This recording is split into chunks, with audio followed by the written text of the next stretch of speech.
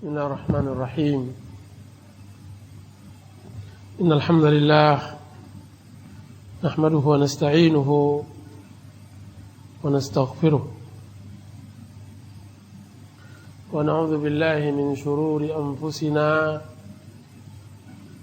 ومن سيئات أعمالنا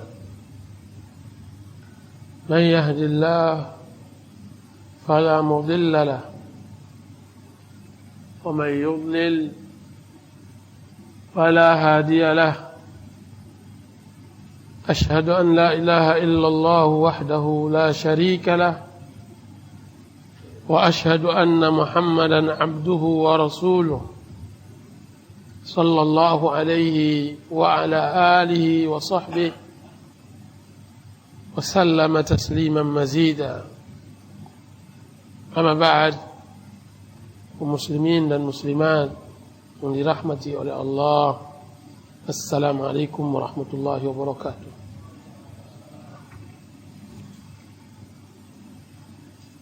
Segala puji kita panjatkan kepada Allah Azza wa Jalla yang telah memberikan kepada kita iman, Islam, kesehatan, kesempatan.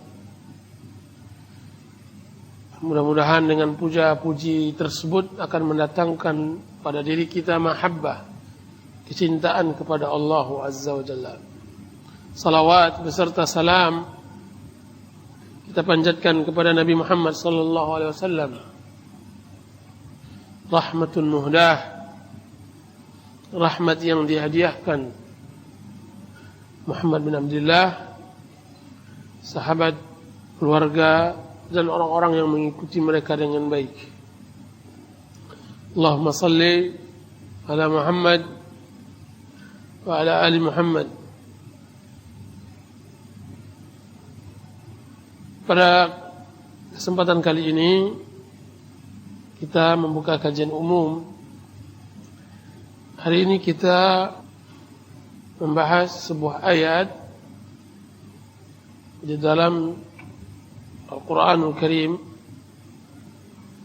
yang mana Allah Subhanahu wa taala berfirman, yaitu surat Fatir ayat 32. Summa awrathna al-kitaba alladhina istafayna min ibadina faminhum zalimun li nafsihi wa minhum muqtasidun wa minhum sabiqun bil khairati bi idznillah.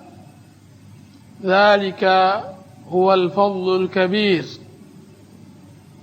Kemudian kitab itu kami wariskan kepada orang-orang yang kami pilih di antara hamba-hamba kami. Lalu di antara mereka ada yang menzalimi diri sendiri, ada yang pertengahan, dan ada pula yang lebih dahulu berbuat kebaikan dengan izin Allah. Yang demikian itu adalah karunia yang besar. Ayat ini adalah pembagian hamba-hamba Allah Azza wa Jalla dalam mewariskan kitab, yaitu Al-Quranul Karim. Bahwa Allah memilih hamba-hambanya untuk diwariskan kepada mereka kitab, yaitu Al-Quran Al-Karim, dan mereka di dalam Al-Quran tersebut bertingkat 3. Satu kelompok zalimun li nafsih, zalim terhadap dirinya, dan satu kelompok lagi muqtasid, sedang, pertengahan, dan satu kelompok lagi sabiqum bil khairat, kelompok yang berlomba-lomba di dalam kebaikan dengan izin Allah Azza wa Jalla. Dzalika huwal fadlul kabir, itulah keutamaan besar. Ayat ini disyarah oleh Ibnu Qayyim rahimahullahu taala di dalam kitab yang bersama saya sekarang, yaitu Tariqul Hijratain wa Babus Sa'adatain, jalan menuju hijratain, 2 hijrah, dan pintu 2 kebahagiaan, yaitu hijrah dunia dan akhirat, dan kebahagiaan dunia dan di akhirat. Para ikhwan dan akhwat yang dirahmati oleh Allah Subhanahu wa taala, ayat ini menerangkan derajat kaum mukminin pada Allah Azza wa Jalla, bahwa mereka sedang berjalan menuju Allah. Mereka sedang berjalan. Karena itu Allah Subhanahu wa taala berikan mereka umur dan waktu, kesempatan, sehingga tidak ada lagi hujjah bagi manusia setelah mereka ditegakkan oleh Allah Subhanahu wa taala di padang mahsyar.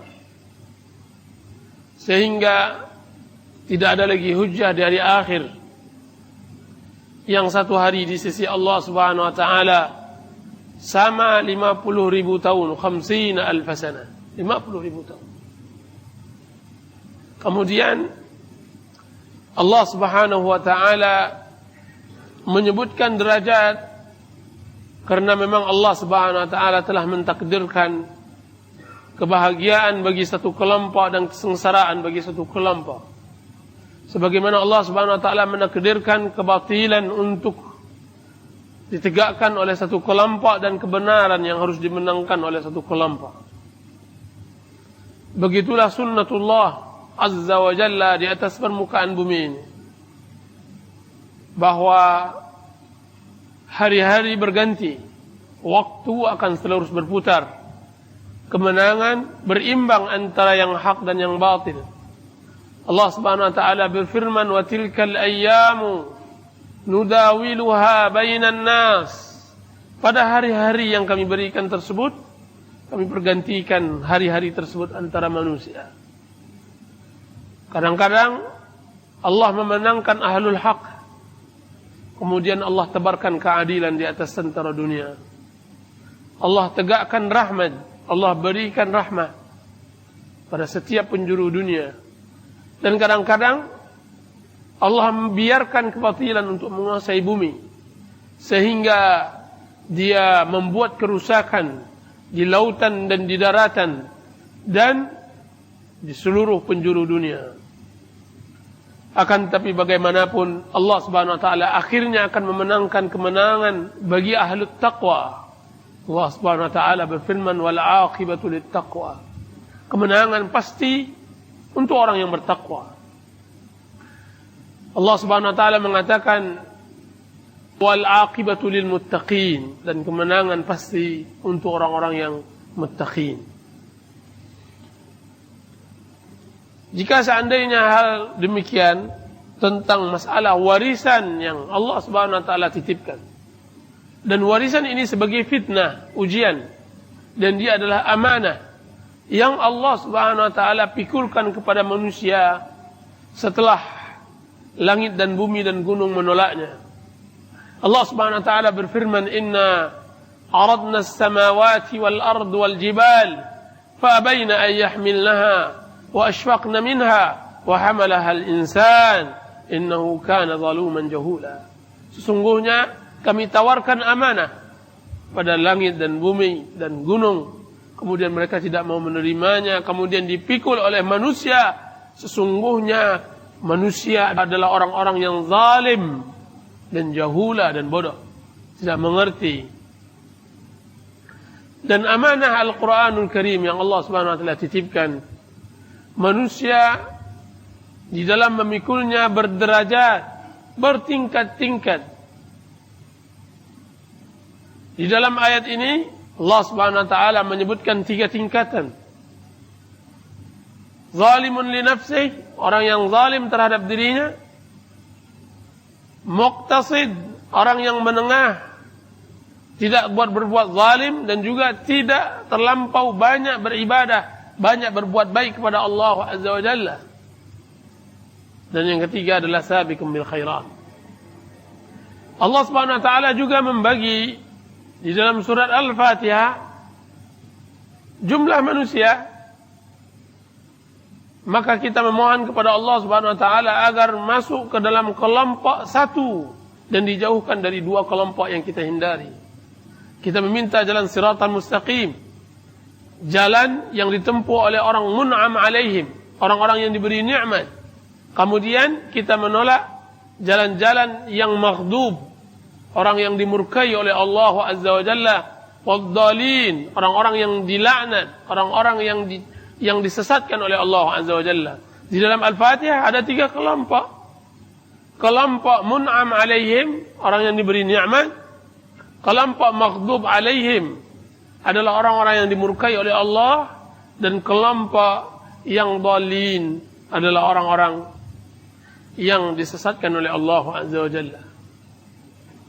Begitulah dunia Allah SWT ciptakan. Kemudian Ibnu Qayyim rahimahullahu ta'ala menyebutkan derajat-derajat manusia di dalam menjalankan kitabullah Azza wa Jalla.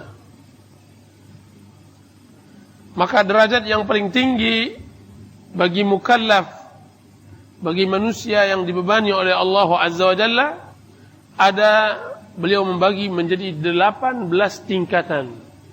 18 tingkatan.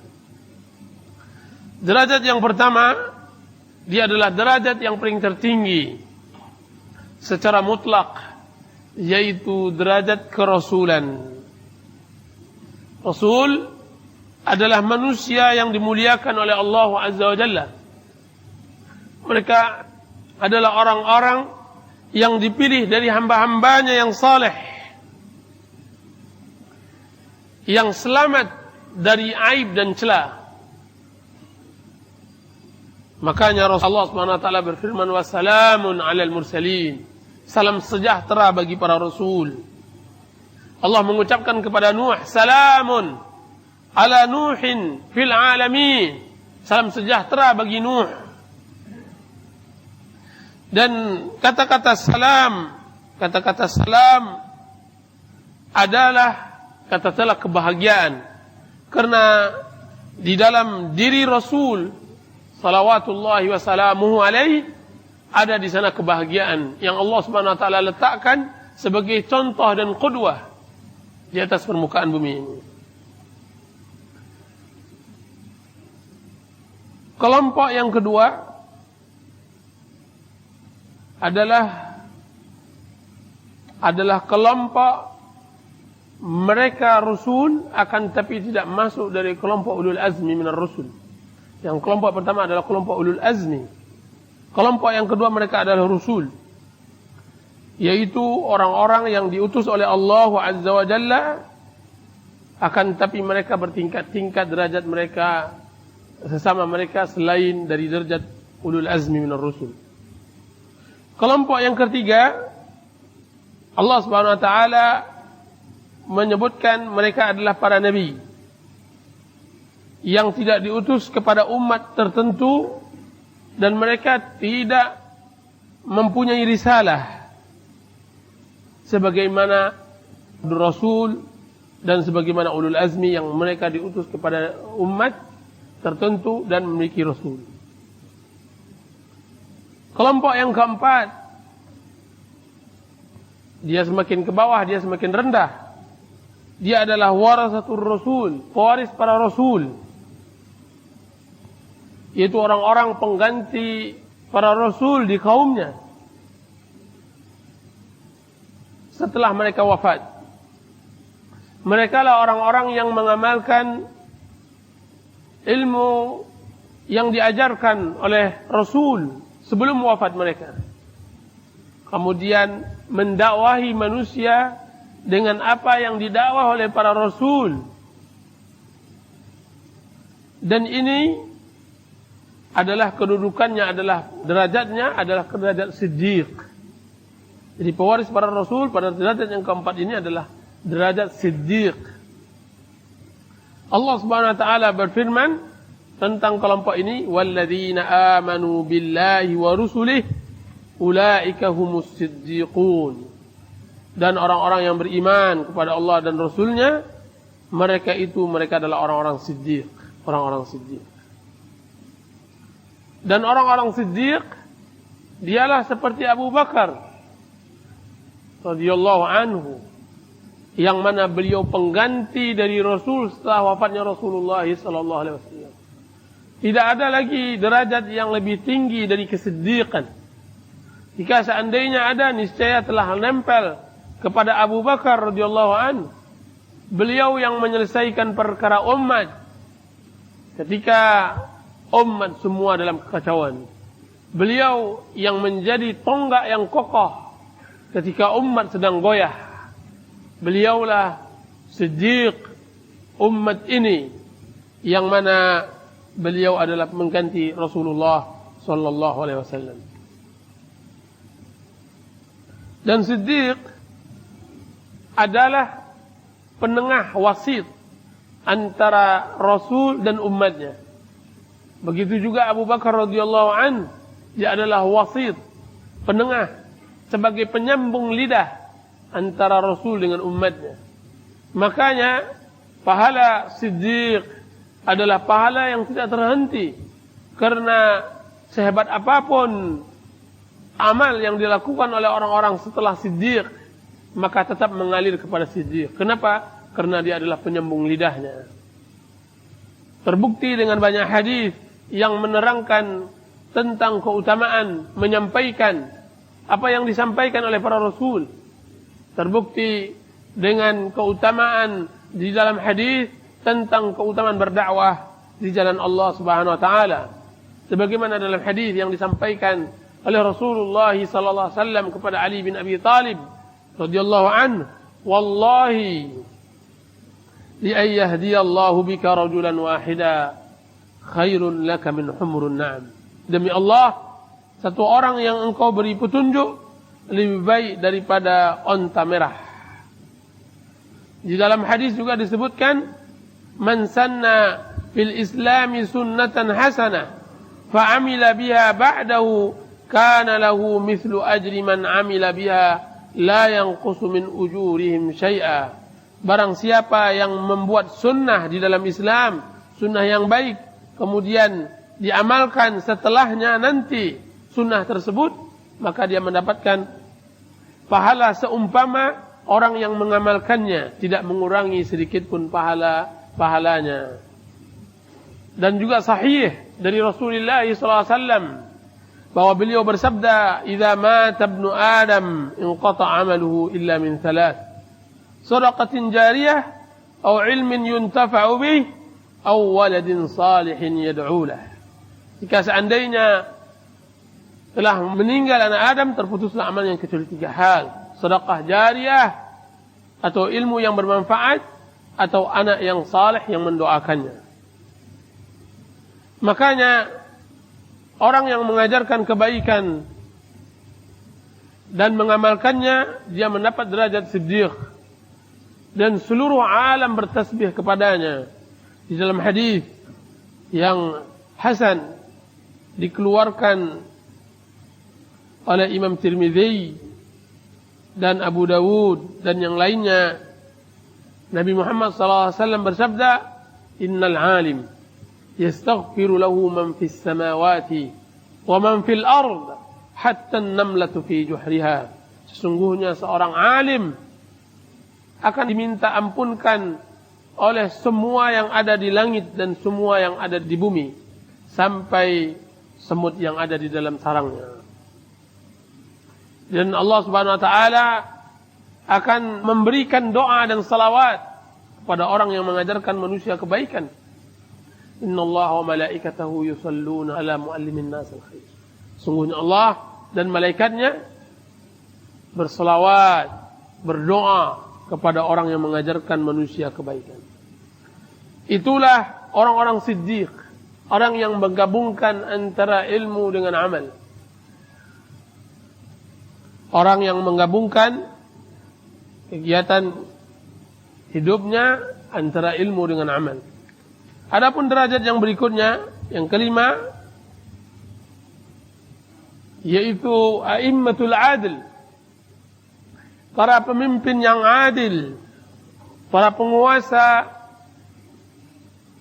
yang bijaksana,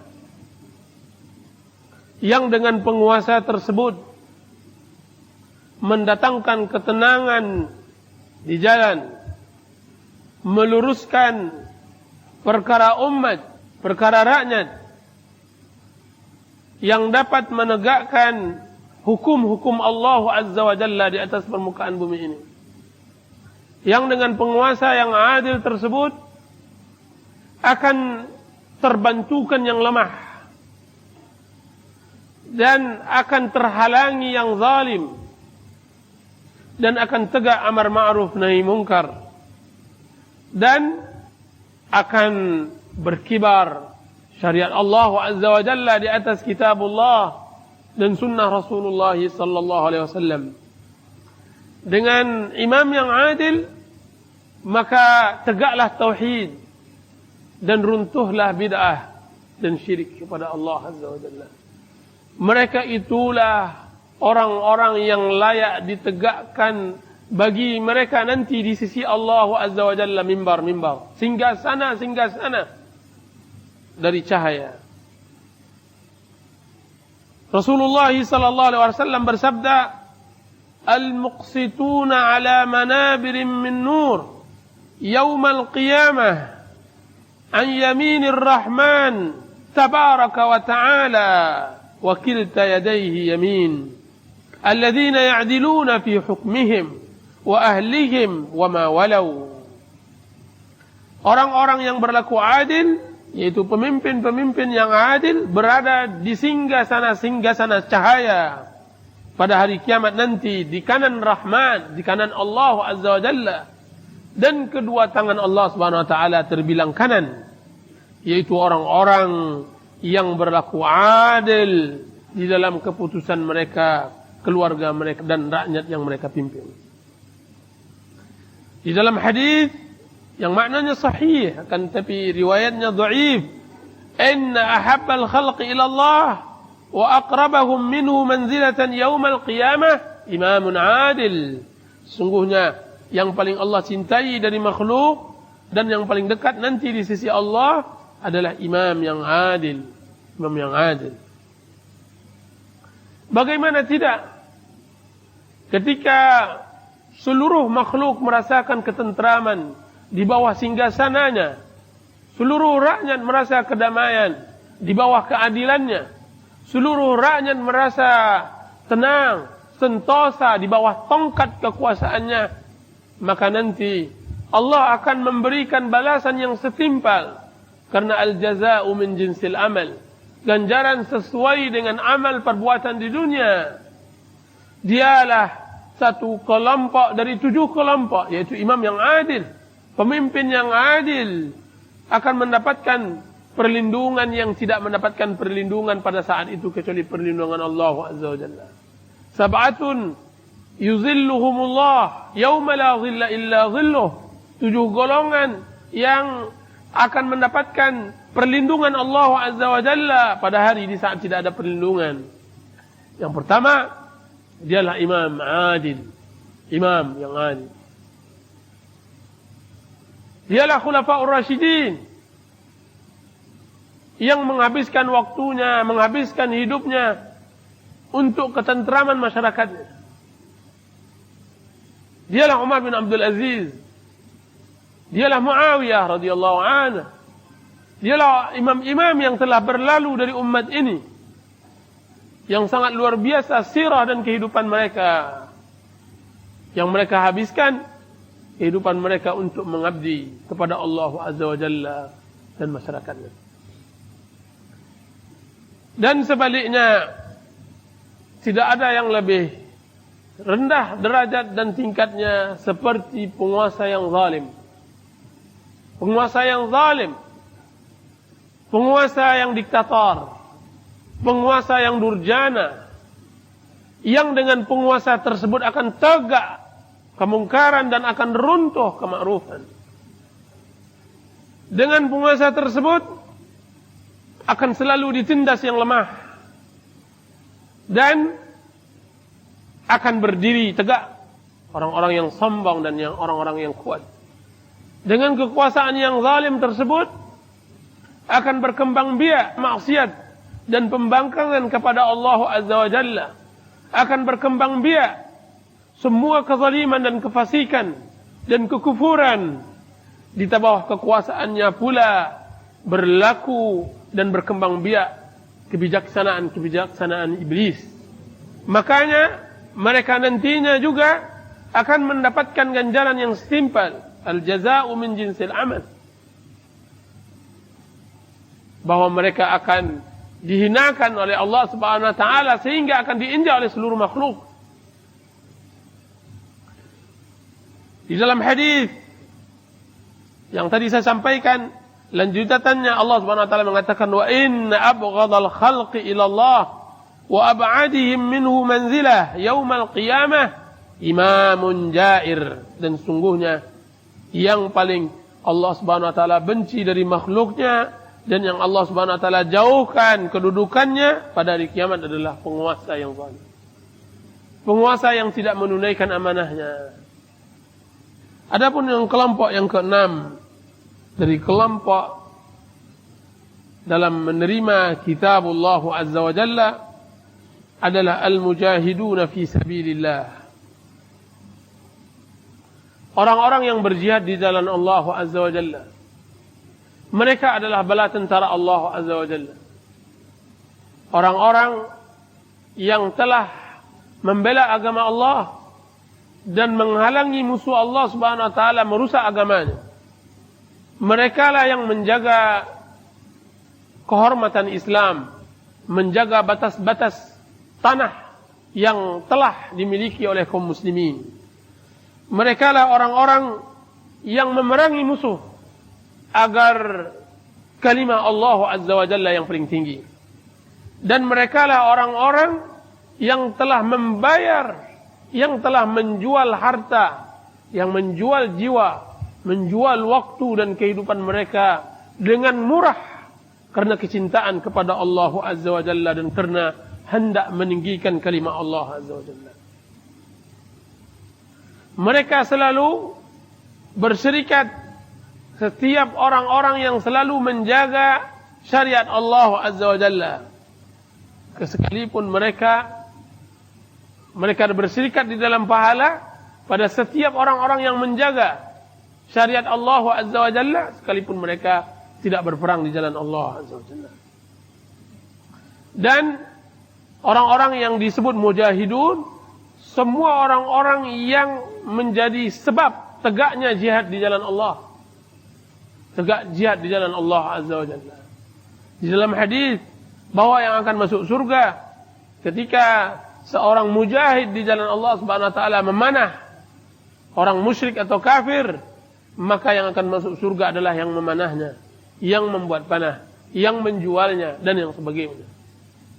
Begitulah Allah Subhanahu wa taala menjadikan hal-hal seperti itu memudahkan makhluk agar berta'awanu 'alal birri wat taqwa. Tolong menolong atas kebaikan dan takwa kepada Allah Azza wa Jalla. Dan lihat bagaimana nas dari Al-Quran dan hadis tentang keutamaan orang-orang yang berjihad di jalan Allah Azza wa Jalla. Allah Subhanahu wa taala berfirman di dalam surah As-Saff, "Ya ayyuhalladzina amanu, hal adullukum ala tijaratin tunjikum min 'adzabin alim?" Hai orang-orang yang beriman, maukah engkau aku tunjukkan kepada engkau perdagangan yang dapat menyelamatkan engkau dari azab yang pedih. Dari azab yang pedih. Sehingga bacaan yang dibaca oleh seorang muslim pada surat Saf tersebut akan mendongakkan kepala, akan membuat hati bertanya-tanya apa perdagangan yang dapat menyelamatkan dari azab yang pedih. Maka Allah Subhanahu wa taala mengatakan tu'minuna billahi wa rasulih. Beriman kepada Allah dan Rasulnya. Wa tujahiduna fi sabilillahi bi amwalikum wa anfusikum. Kemudian kalian berjihad, berjuang di jalan Allah Subhanahu wa taala dengan harta dan jiwa kalian. Kemudian ketika dibaca potongan ayat tersebut, berjuang di jalan Allah dengan harta dan jiwa, alangkah beratnya. Seakan-akan jiwa ini terlampau berat untuk memberi harta dan jiwanya. Akan tapi Allah Subhanahu wa taala tekankan pada ayat berikutnya, "Dzalikum khairun lakum in kuntum ta'lamun." Itu lebih baik bagi kalian sekiranya kalian mengetahui. Sekiranya kalian mengetahui yaitu jihad di jalan Allah Azza wa Jalla lebih baik. Apa yang kalian berikan harta dan diri kalian lebih baik daripada apa yang kalian tidak berikan kepada Allah Azza wa Jalla dari harta dan diri. Kemudian seakan-akan seorang muslim ketika dia membaca ayat tersebut dia bertanya, apa lagi pahala bagi kami? Kalau seandainya kami telah menyerahkan harta dan jiwa kami kepada Allah Azza wa Jalla, apa yang kami peroleh? Maka Allah Subhanahu wa taala sambung ayat tersebut, yudkhilkum jannatin tajri min tahtiha al-anhar wa masakin tayyibatan fi jannati 'adnin. Dzalikal fawzul 'azim.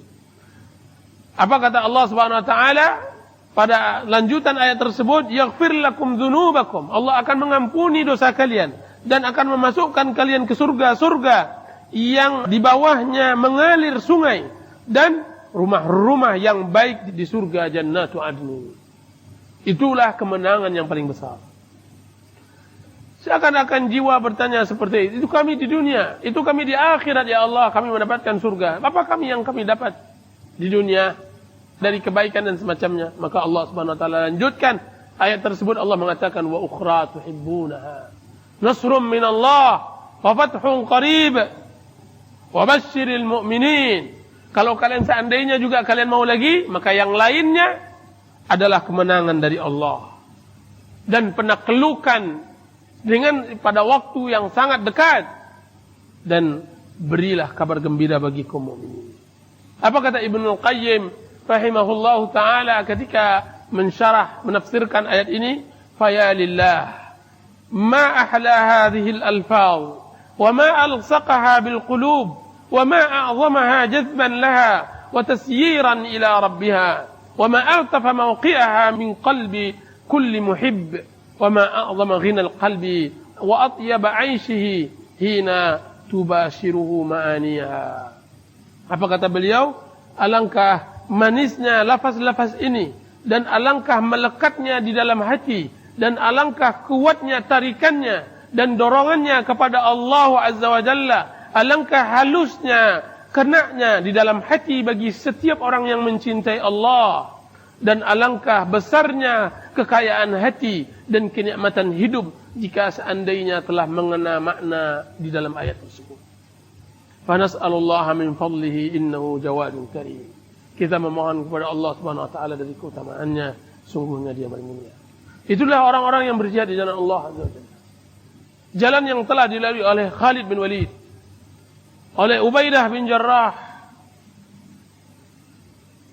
oleh Amr bin As, oleh Ali bin Abi Talib, dan para panglima-panglima Islam yang lainnya, Ikrimah bin Abi Jahal dan yang lainnya, Surahbil bin Hasanah. Adapun tabaqat derajat yang berikutnya adalah derajat yang ketujuh, ya. Adalah derajat orang-orang yang bersedekah dan orang-orang yang berbuat baik dengan harta mereka sesuai dengan kebutuhan manusia dan sesuai pula dengan apa yang mereka lepaskan dari kesedihan dan kebutuhan. Mereka lah ahlul ithar. Ahlul ithar, orang yang selalu mendahulukan kepentingan umum daripada kepentingan pribadinya. Ahlul ithar, dialah derajat yang ketujuh. Makanya Rasulullah sallallahu alaihi wasallam bersabda tentang kelompok ini, bahwa Rasulullah SAW mengatakan la hasada illa fil ithnain, tidak ada hasad kecuali di dua kelompok. Rajulun atahu Allahul hikmah fahuwa yaqdi biha wa yu'allimuha an-nas. Rajulun, satu kelompok, satu orang yang Allah Subhanahu wa taala berikan kepadanya ilmu dan hikmah. Kemudian dia putuskan tentang keputusan dengan hikmah dan ilmu tersebut dan dia ajarkan manusia. Itu layak dihasadkan. Kelompok yang kedua, wa rajulun ataahu Allahu malan. Satu kelompok yang Allah Subhanahu wa taala berikan harta, wa sallatahu ala halakatihi fil haqq. Kemudian dia hanguskan, dia habiskan pada untuk kebenaran. Apa kata Ibnu Qayyim rahimahullah? Yaitu, apa kata beliau? Yaitu tidak layak bagi seseorang untuk hasad dan iri atas nikmat yang Allah Subhanahu wa taala berikan kepada seseorang, kecuali nikmat yang Allah berikan pada dua kelompok ini. Nikmat ilmu dan nikmat harta. Dan kelompok yang ketujuh adalah kelompok yang memiliki harta. Makanya datang faqara, orang-orang fakir dari kalangan Ansar, Muhajirin atau kalangan Muhajirin datang kepada Rasulullah sallallahu alaihi wasallam, "Zahaba ahlad duthuru bil ujur."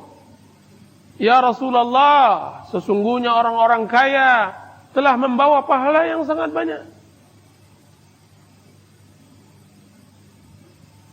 Yatasaddaqun, yahujjun, yuzakkun, kata mereka, wala nuzakki wa yahujjun wala nahuj wa yatasaddaquna bi fuduli amwalihim. Mereka bisa berzakat dan kami tidak bisa berzakat. Mereka bisa haji dan kami tidak bisa haji. Dan mereka bersedekah dengan kelebihan harta yang Allah Subhanahu wa taala berikan. Apa kata orang-orang fuqara tersebut? Ya Rasulullah, berikan kepada kami sesuatu, senjata andalan, senjata pamungkas yang bisa mengalahkan mereka. Apa kata Rasulullah SAW? Maukah aku ajarkan kepada kalian? Jika seandainya kalian melakukan apa yang aku ajarkan tersebut, kalian tidak bisa dikalahkan oleh orang sebelum kalian maupun sudah kalian, kecuali orang yang melakukan seperti amalan kalian. Mau ya Rasulullah? Apa itu ya Rasulullah? Maka Rasulullah mengajarkan bertasbihlah 3 kali, bertakbirlah, dan bertahmidlah 33 kali. Pada setiap salat. Kemudian mereka pulang dan mereka melakukan apa yang diperintahkan oleh Rasulullah SAW. Terdengar pula oleh orang-orang kaya dari orang-orang yang bersedekah, berzakat dan semacamnya tersebut. Datang lagi mereka pada fuqara kepada Rasulullah SAW mengeluhkan. Apa kata mereka? Ya Rasulullah, orang-orang kaya yang sudah bersedekah dan berinfak itu, mereka lakukan pula seperti apa yang kami lakukan. Mereka juga bertasbih, bertahmid dan bertakbir setiap salat. Apa kata Rasulullah sallallahu alaihi wasallam? Dzalika fadlullah yu'tihi man yasha. Itulah keutamaan Allah Azza wa Jalla yang Allah berikan kepada orang yang Ia kehendaki. Jarang-jarang orang yang bisa bertasbih, berzikir kepada Allah Azza wa Jalla, dan dia adalah orang yang sibuk. Jika seandainya dia bisa juga, Masya Allah, berarti itu adalah keutamaan Allah Azza wa Jalla. Nah, orang-orang yang seperti inilah yang mendapatkan derajat yang luar biasa. Kenapa? Karena manfaat mereka muta'addi. Manfaat yang mereka berikan kepada manusia dan makhluk itu mengalir. Muta'addi.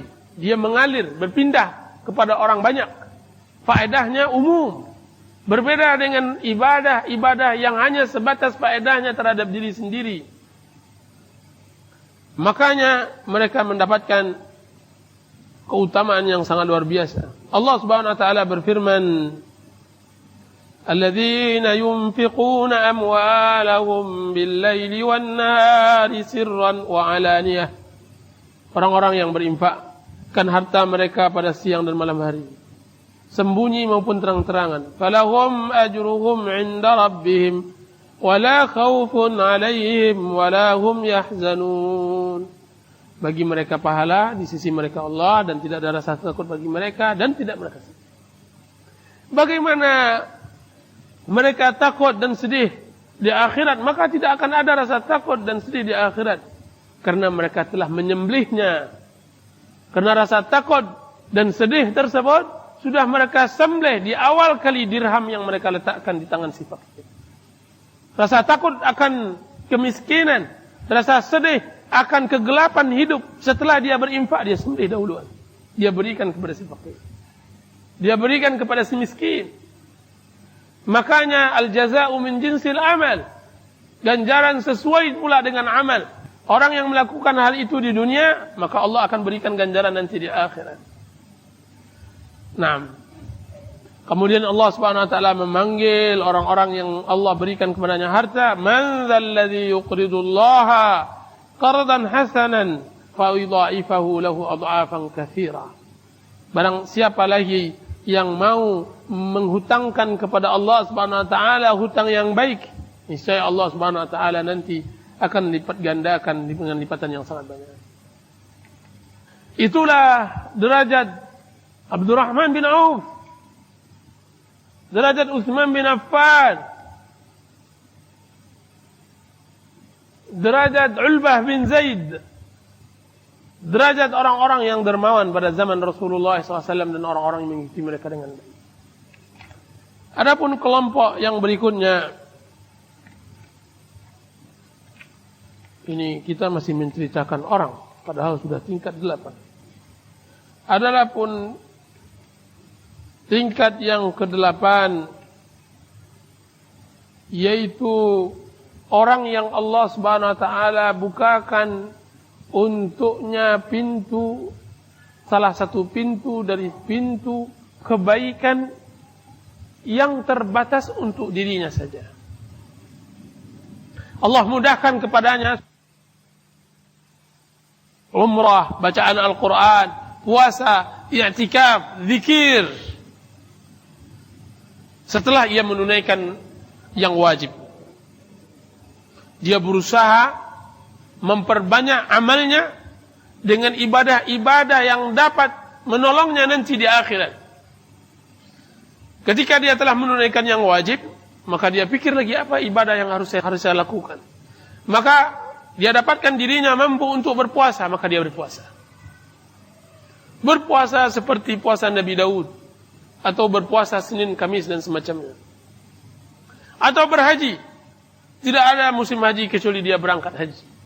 Atau dia membaca Al-Quran, hari-harinya bacaannya adalah Al-Quran, temannya adalah Al-Quran.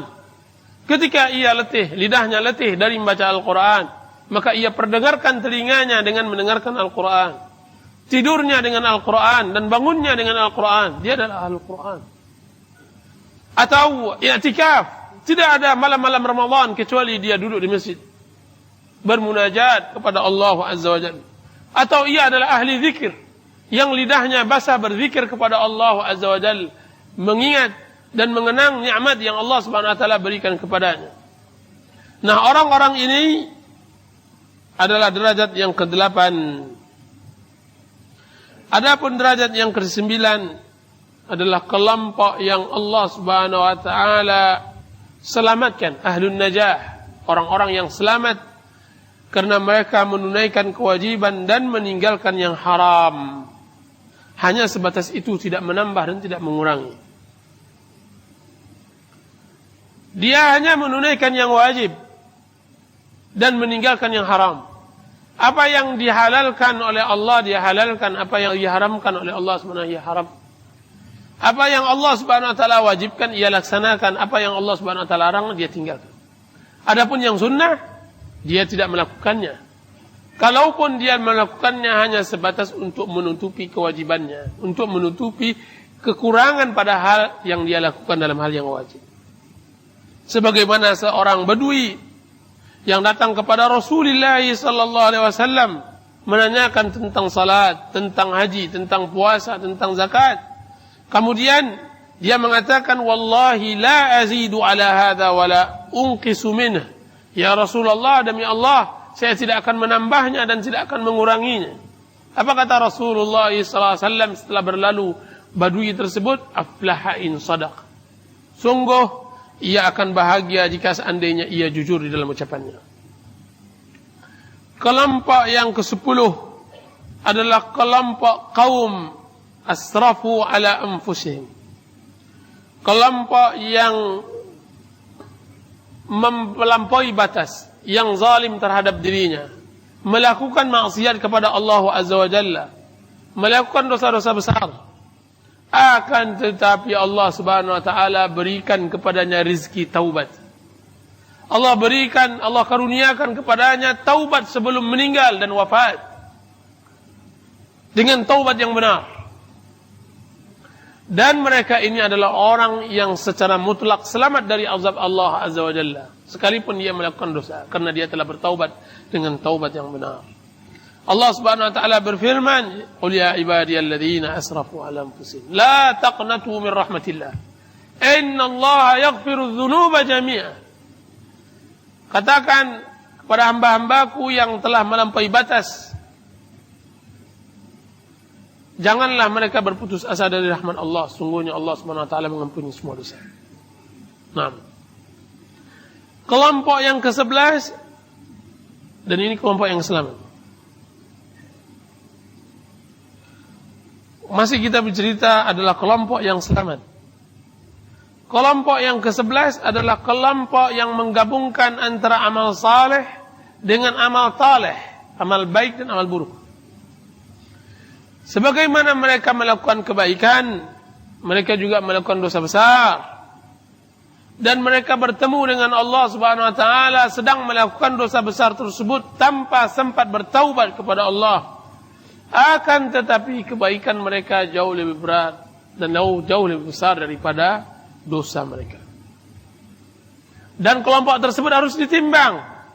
Ketika ditimbang dan berat pula timbangan yang baik, maka mereka juga akan selamat dengan izin Allah Azza wa Jalla. Allah Subhanahu wa taala berfirman, "Wal waznu yawma idzinil haqq. Faman thaqulat mawazinuhu faulaika humul muflihun. ومن خفت موازينه فأولئك الذين خسروا أنفسهم بما كانوا بآياتنا يظلمون." Dan timbangan pada saat itu adalah benar. Barang siapa yang berat timbangannya, maka dia adalah orang-orang yang berbahagia.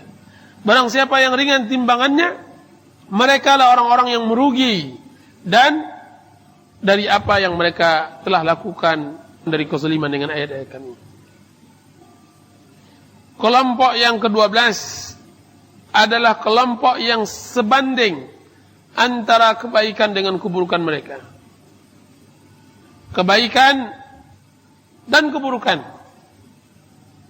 Maka kebaikan tersebut sama-sama saling menolak, sehingga tidak memungkinkan mereka untuk masuk neraka, sebagaimana mereka tidak memungkinkan untuk masuk surga. Mereka itu adalah ahlul a'raf. Ahlul a'raf. Orang-orang yang nanti antara surga dan neraka. Dan para ulama berselisih tentang masalah mereka pada tafsir surat Al-A'raf.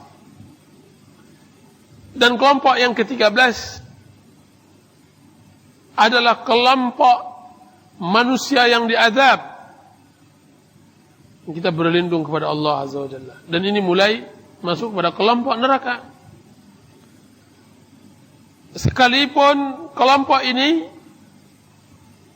yang nantinya akan dimaafkan dan diampunkan oleh Allah Azza wa Jalla, akan tapi mereka ini adalah kaum muslimin yang timbangan mereka ringan dan yang berat adalah keburukan mereka atas kebaikan mereka. Dan para ulama dan kelompok-kelompok berselisih paham tentang permasalahan ini dari kelompok-kelompok yang sesat. Sedangkan ahlus sunnati wal jamaah tentang kelompok yang ke-13 ini, maka mereka mengatakan mereka tahtal masyiah. Mereka di bawah kehendak Allah Azza wa Jalla. Jika seandainya Allah berkehendak, maka Allah akan azab. Jika seandainya Allah Subhanahu wa taala berkehendak, maka Allah Subhanahu wa taala akan selamatkan mereka. Kelompok yang ke-14 adalah kaum yang tidak ada mempunyai ketaatan untuk mereka dan tidak ada mempunyai maksiat. Mereka inilah anak-anak yang lahir sebelum dibebani taklif. Dan para ulama sepakat bahwa anak-anak dari kalangan kaum muslimin mereka akan masuk surga secara mutlak. Anak seorang muslim dan muslimah, jika seandainya dia wafat sebelum dia masa baligh, maka dia akan masuk surga secara mutlak. Sedangkan anak-anak musyrikin, maka para ulama berselisih. Ibnu Katsir menyebutkan bahwa mereka nanti akan diuji, nanti di akhirat didatangkan kepada mereka Rasul. Jika seandainya mereka beriman, mereka akan dimasukkan surga. Jika seandainya mereka tidak beriman, mereka dimasukkan neraka seperti orang tua mereka. Adapun kelompok yang berikutnya, ke-15, adalah kelompok munafikun, orang-orang zindiq yang menampakkan Islam, pengikutan terhadap Rasul, akan tapi menyembunyikan kekufuran dan permusuhan terhadap Allah dan Rasul. Mereka ini berada di tingkat terendah dari neraka. Dan ini Ibnu Qayyim rahimahullah ta'ala bercerita tentang kelompok orang-orang neraka yang paling rendah sekarang ini. Setelah ia berbicara dari kaum muslimin yang tadi kaum muslimin yang 14 ke atas kaum muslimin. Yang ini yang paling berat, orang-orang zindiq yang menyembunyikan kekufuran dan menampakkan Islam. Orang-orang zindiq adalah orang-orang yang menyembunyikan kedengkian terhadap Islam dan menampakkan kecintaan terhadap Islam. Mereka adalah orang-orang munafikun, orang-orang munafik pada zaman Rasulullah SAW, atau orang-orang zindiq setelah zaman Rasulullah SAW. Kelompok-kelompok ini sangat berbahaya dan dia jauh di bawah kekufuran. Maksudnya dosanya jauh di bawah kekufuran, lebih berat. Dan kelompok-kelompok seperti ini, seperti jaringan Islam liberal, orang-orang zindiq yang sangat membahayakan umat. Satu orang dari mereka lebih membahayakan daripada 1000 orang kufar, bahkan 100.000 orang kufar.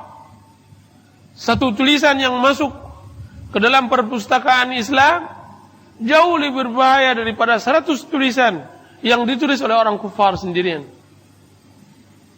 Nama Abdullah yang mereka atasnamakan karena ayah dan ibu mereka melahirkan mereka, menyebutkan mereka Abdullah, kan tapi sebenarnya mereka adalah hamba iblis, hamba hawa nafsu mereka. Afara'aita man ittakhadha ilahahu hawa? Maka engkau tidak melihat orang yang menjadikan Tuhannya adalah hawa nafsunya. Orang-orang itu adalah munafiqun. Menampakkan kasih sayang kepada Islam padahal mereka hendak menyembelih Islam. Menampakkan hak azazi manusia akan tapi mereka adalah orang yang pertama kali tidak mengenal tentang hak azazi. Mereka selalu gembira dengan kemenangan kufar dan begitu sedih dan gundah terhadap kemajuan Islam. Mereka selalu memojokkan Islam, kan tapi selalu membela orang-orang kufar. Itu ciri-ciri orang zindiq. Dan kelompok ini berada di kerak-kerak api neraka. Allah Subhanahu wa taala mengatakan, "Innal munafiqina fid darkil asfali minan nar." Sungguhnya orang munafik, orang-orang zindiq berada di kerak-kerak api neraka. Walan tajida lahum nasira, dan tidak ada yang dapat menolongnya. Kelompok yang berikutnya ada orang-orang muqallidun atau juhal, orang-orang yang taklid dan orang-orang yang bodoh di dalam perbuatan kufur mereka. Hamajun ru'a, segerombolan orang-orang yang tidak mengerti dan dungu. Orang-orang yang dungu seperti segerombolan domba di malam yang kelam, di musim hujan, tidak ada pengembala. Mereka hanya mengikuti setiap suara yang berteriak, setiap kekufuran yang disampaikan kepada mereka, mereka telan, kemudian mereka sampaikan pula, mereka semburkan pula kepada kaum muslimin. Dan kelompok ini adalah orang-orang yang telah tercoreng fitrah mereka dengan kekufuran dan lingkungan yang buruk. Mereka ini adalah sampah dunia, sampah dunia. Keberadaan mereka di dunia ini hanya sebatas memahalkan cabai dan teri. Kalau tidak, tidak ada manfaat mereka. Yang ke-18 adalah orang-orang kufar, pemimpin-pemimpin kufar. Pemimpin kufar seperti Firaun, Haman, Namrud dan semacamnya. Dan ini jelas yang terakhir adalah yang 17 setelah orang zindiq pemimpin-pemimpin kufar, kemudian baru taklid, ahli taklid. Demikianlah derajat manusia di dalam menerima kitab Allah Azza wa Jalla, karena manusia menerima amanah. Dan ini akan menjadi perhatian kita semua insyaallah ta'ala, agar kita selalu menggunakan waktu, menggunakan kesempatan agar lebih meningkatkan derajat. Sungguhnya pintu untuk bisa masuk surga masih terbuka luas. Bazar masih dibuka. Masih ada waktu. Dan pedagang-pedagang masih berdiri menunggu dagangannya. Tinggal kita membeli. Tinggal kita membeli kepada Allah Azza wa Jalla. Selagi bazar tersebut masih terbuka. Sebelum terlambat dengan datangnya kematian, maka tidak ada lagi waktu bagi kita. Sesungguhnya Rasulullah SAW bersabda, "Iqra wa rattil, fa inna manzilataka fil jannah fi akhir ayatin taqra'uha." Baca dan tertillah Al-Quran. Sesungguhnya kedudukan engkau di surga sesuai dengan akhir ayat yang engkau baca dari Al-Quran. Itulah yang bisa saya sampaikan di sini. Mudah-mudahan ada manfaatnya. Wassallallahu ala nabiyyina Muhammadin wa ala alihi wa sahbihi wa sallam. Wassalamu alaikum warahmatullahi wabarakatuh.